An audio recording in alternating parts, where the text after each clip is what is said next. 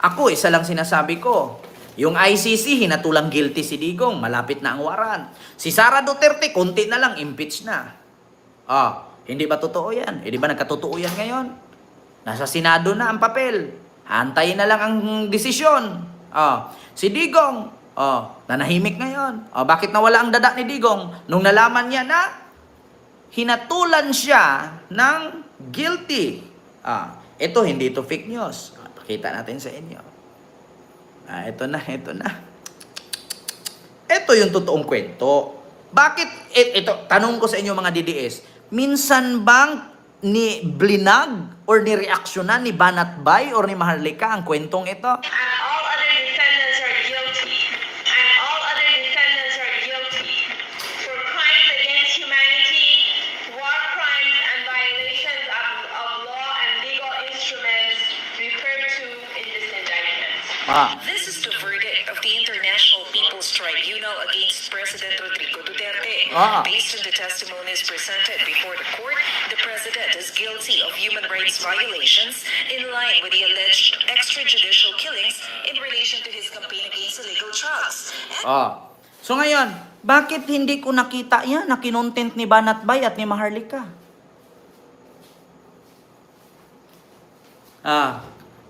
Ang tindi daw ng source ko. Palibhasa kasi yung source ninyo, si Banatbay at si Maharlika. Ako ang source ko, News 5. At mismong ICC, pinost na guilty si Digong sa kanilang page. Edited kasi mga video yung pinakita mo.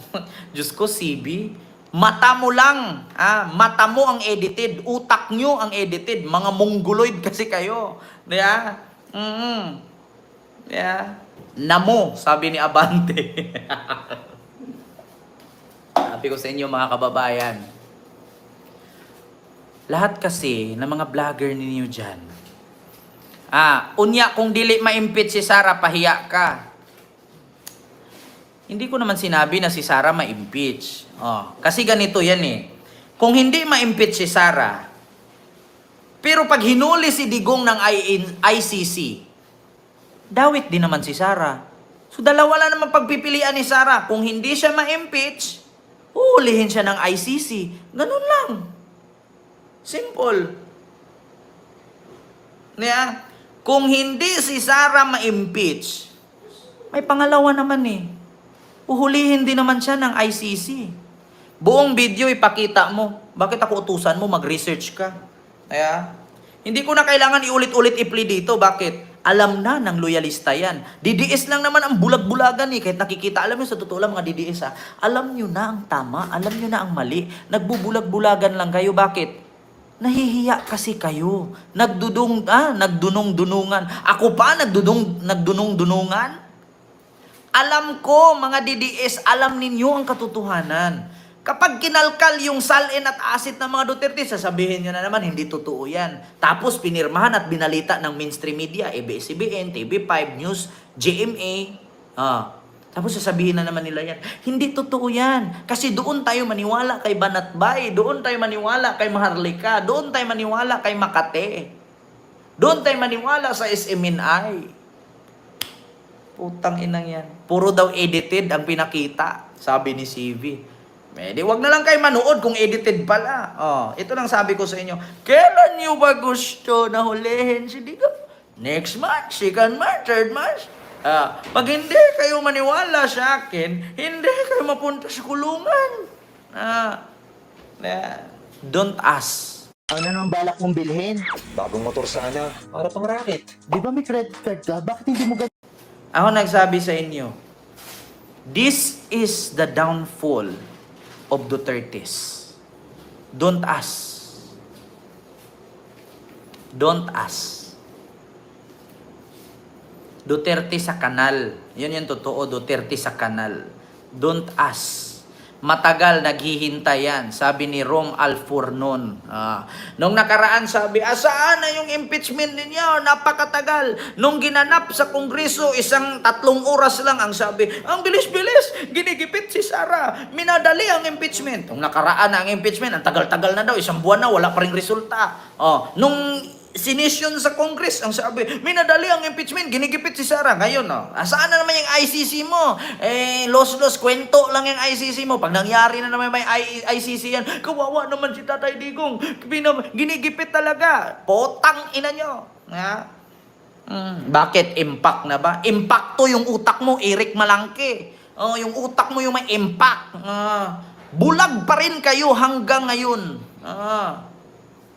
Bulak-bulak lang yung baba mo. Kakita ba kayo ng vlogger na hindi nagsasalita? Anong gagawin nyo sa vlogger? Nagko-call sign ako, ganito.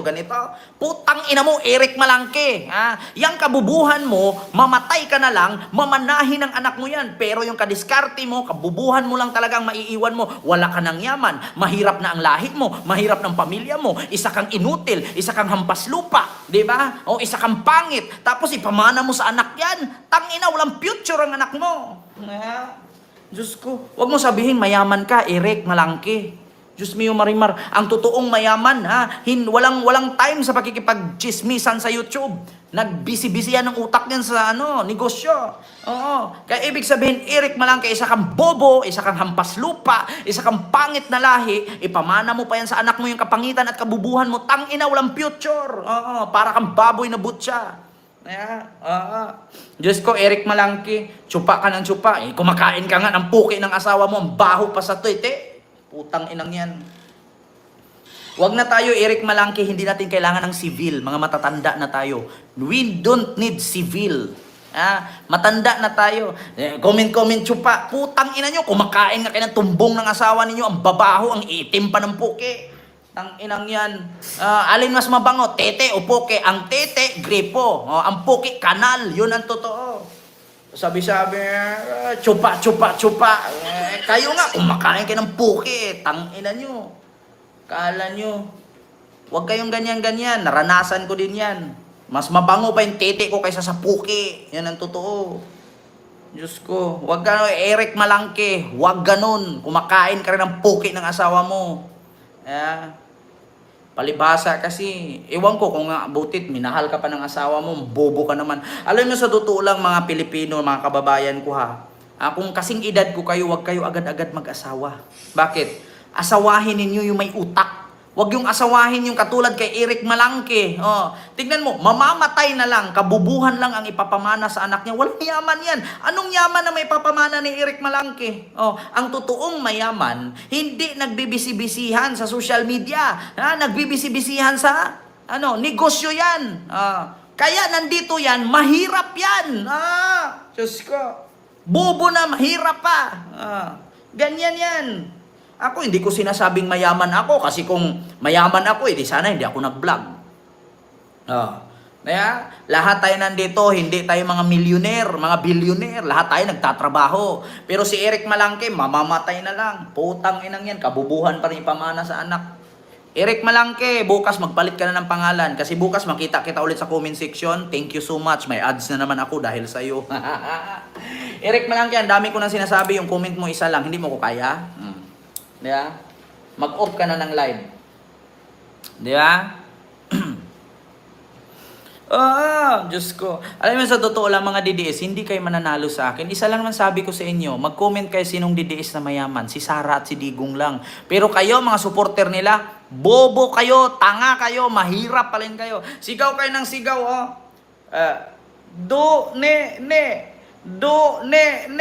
Tapos wala kayong pera. Tingnan nyo, pag kinalkal yung unexplained wealth ng mga Duterte, doon ninyo malaman, oo nga pala, pagod tayo sa kakasigaw sa EDSA, hindi na nga tayo umabot sa 1,000, pagod pa, pero sila ang dami lang yaman.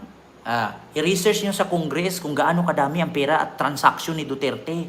Simula nung 2016 hanggang ngayon. I-research nyo sa Congress, tignan nyo kung ilang milyon-milyong pera ang dinideposit nila sa bangko. Yun ang tignan ninyo. Pero kayo, wala kayong pera. Si Duterte, wala daw pera. Pero billion. I-check ninyo sa Congress kung gaano kadami ang pera ni Duterte transaction sa bangko nang makita ninyo.